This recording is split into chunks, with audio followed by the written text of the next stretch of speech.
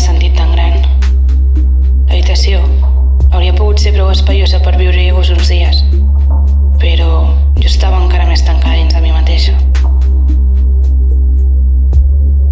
Potser és una experiència que cal viure algun cop, però no així, no per obligació.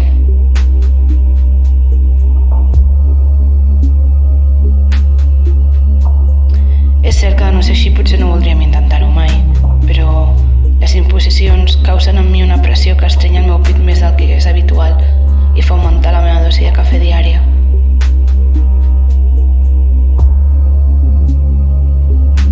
El pitjor és que tot sonava culpa en dies així, perquè tu tan sols vols fugir, però sempre queda algú per recordar-te la situació d'alguna manera. Està clar que encara no som a l'era de la intel·ligència emocional.